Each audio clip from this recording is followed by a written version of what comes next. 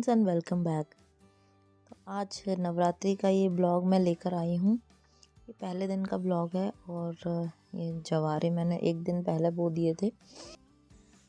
Hello friends, happy Navratri. आज है पहला दिन और मैं हो गई हूँ रेडी। तो आप हम लगाने जा रहे हैं चौकी और कलश की स्थापना करेंगे। तो जैसा कि मैं फटाफट से नहा के, पहला दिन है, आ गई थी और पहले दिन की तैयारियां बहुत होती हैं। ये जवारे मैंने रात में जो बोए थे मैं इनको उठा कर ले आई थी और फिर नीचे गेहूं थोड़े से रख के और फिर मैंने उनके ऊपर इनको स्थापित कर दिया था।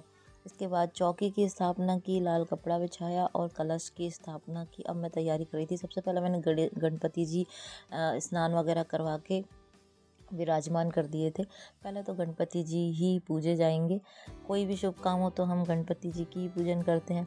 और कलश में मैं डाल दिया था रोली, चावल, हल्दी पिसी हुई थी, मेरे पास गांठ नहीं थी, और 1 रुपए का सिक्का और सुपारी।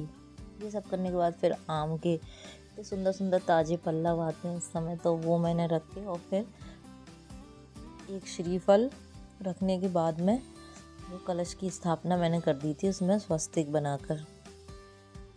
और पहले दिन की पूजा मेरी अक्सर बहुत टाइम लग जाता है क्योंकि इतना सारा सामान इकट्ठा करना होता है और साथ साथ आपको घर परिवार का भी देखना पड़ता है, सबका नाश्ता भी करवाना होता है और फिर भोग प्रसाद की भी तैयारी करनी होती है।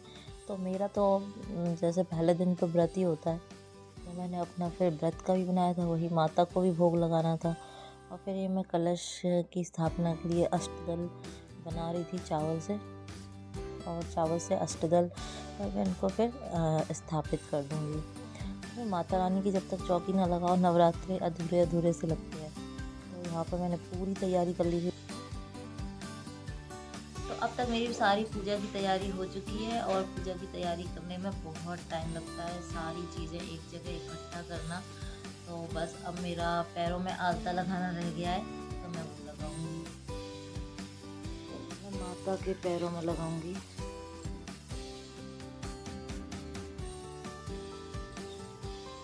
तो आलता लगाने से पहले हम लोग पैरों में लगाते हैं हल्दी घोलकर, क्योंकि महाराष्ट्र एमपी साइड तो ऐसा ही हम देखते आए हैं कि मतलब हल्दी लगाकर ही आलता लगाते हैं। हम कोरे पैरों में आलता नहीं लगाते हैं।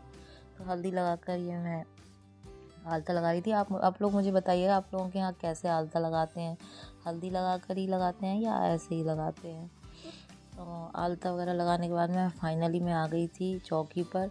और सबसे पहले मैंने किया पृथ्वी की, दीपक की, कलश की, गणपति जी की, सबकी पूजा बारी बारी किया और सबको फिर हल्दी कुमकुम अक्षत वगैरह चढ़ाए, फूल चढ़ाया, सबको भोग लगाया, सबको धूप दीप दिखाया।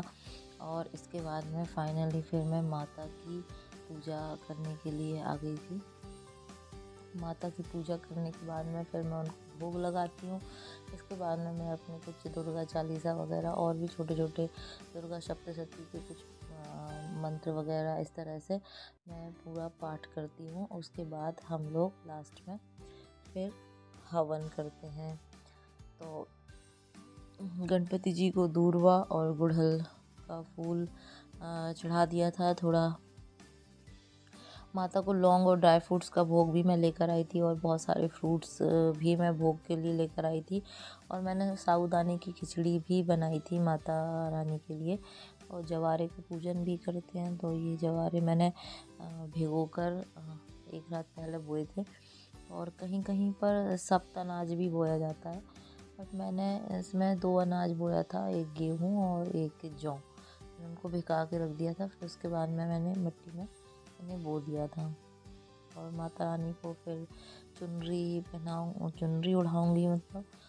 और चुनरी उड़ाने के बाद में फिर उनको भोग वगैरह लगाऊंगी। भोग के लिए मैंने बाज़ार से मंगवाई थी नारियल की बर्फ़ी और कुछ फ्रूट्स मैंने काट लिए थे, और ड्राई फ्रूट्स और लौंग का भोग तो उनको लगता ही है। तो लौंग बताशे का, बताशे नहीं आ पाए थे, तो लौंग बताशे का भोग मैं यहाँ पर उनको लगाऊंगी।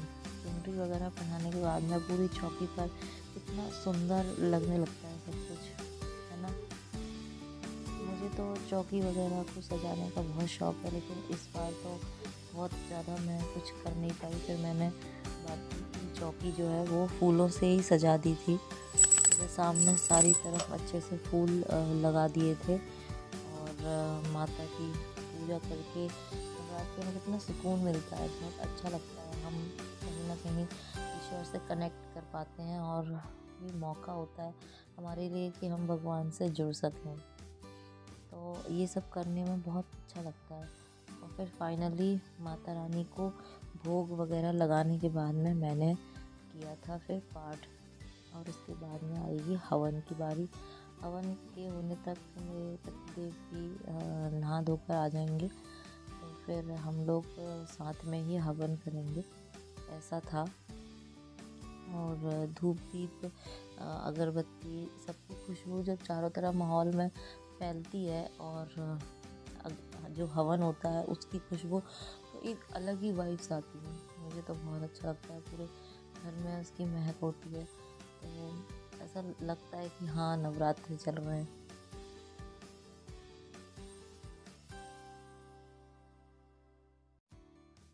और सारी पूजा अब तक संपन्न हो गई थी। इसके बाद में मेरे हस्बैंड भी रेडी होकर आ गए थे और वो हवन के लिए जो अंगार हमने बनाया था उसको लेकर आ गए थे। फिर हम दोनों साथ में थोड़ा थोड़ा हवन किया। लौंग का जोड़ा हमारे यहाँ घी में लगाकर चढ़ाया जाता है, हवन किया जाता है उसी से। बस अब हम लोग आरती के लिए उठ गए थे और फिर हमने की गणेश जी की और दुर्गा मैया की आरती, और सब प्रार्थना की कि भगवान सब सुख समृद्धि, माता रानी हमारे घर में धन धान्य सुख समृद्धि बनाए रखना। जय अम्बे गौरी मैया, जय श्यामा गौरी, जय संकट हरणी मैया, जय आनंद करणी मैया, जय मंगल मैया, जय संकट हरणी। गोनिच दिन ध्यावत मैया जी, गोनिच दिन सेवत हरि ब्रह्मा शिव जी। तो बस यही था आज का ब्लॉग। ज़रूर बताइएगा कि आपको कैसा लगा, और अच्छा लगा हो तो please do subscribe my channel, and thank you for watching till the end. And मिलती हूँ आपसे अगले ब्लॉग में, तब तक के लिए tata bye bye and take care.